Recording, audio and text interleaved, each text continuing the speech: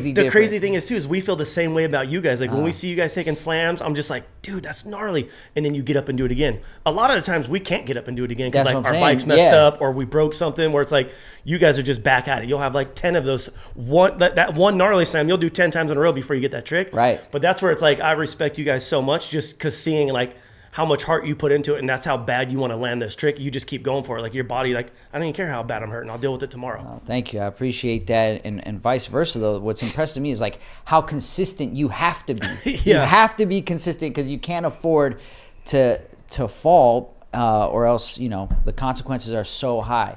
And that shit sucks falling, but I feel like that's part of it. You know what I mean? Like that's how you learn certain things. Like, and I feel like a lot of the times, like whenever I really crashed at like an event, it was because I was worrying about what somebody else was doing and I wanted to beat them. You know what I mean? Or I was like, you know what? I remember that one year at Dew Tour when I broke both my legs.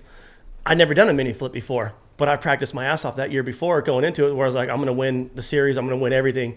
When I was sitting there in fourth place, I'm like, fuck it. I'm going for it. Worst thing that's going to happen, I'm going to fall from 4 feet in the air, which ended up being 40 feet in the air, two broken legs. Crazy, and it sucks. But and it's weird too, because everyone's always like, well, why do you get back up and do it again? And it's like, I don't know. Maybe I'm stupid. It's like, this is what I do. Like, it's something I'm really good at, and I love doing it. Even if I wasn't getting paid to ride a motorcycle, I'd still ride my motorcycle a few days a week. 100%. You know what I mean? And I feel like that's kind of like where our longevity comes from. Is like, we didn't get into this because of the money, because of the sponsors, of the fame. It's like, no, I did this because it kept me out of trouble. I grew up in a shitty neighborhood, so my dad took me riding every single day, where it's like, and it's just like a passion that I've always had and I always will, no matter how old I get. Yeah, and I don't know about for you guys, but I mean, there was no money and fame and all that when I first started. It was just like it's just you're a kid and it's amazing. It feels great. You feel so excited to do it. It's a passion. I got a question. How did it work before you had any sponsors and you're just a kid starting? You're trying to learn,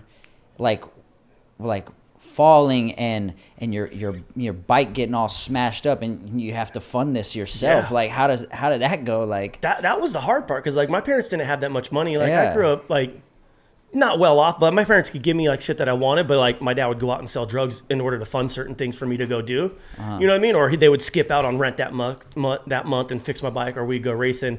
But I would say for me, like I always loved BMX and I always loved moto. I skated. I actually even rollerbladed, a little bit. I got to throw it out there. I did it. It is what it is. Honestly, I did. Yeah, I don't care. You make fun of me. Who cares?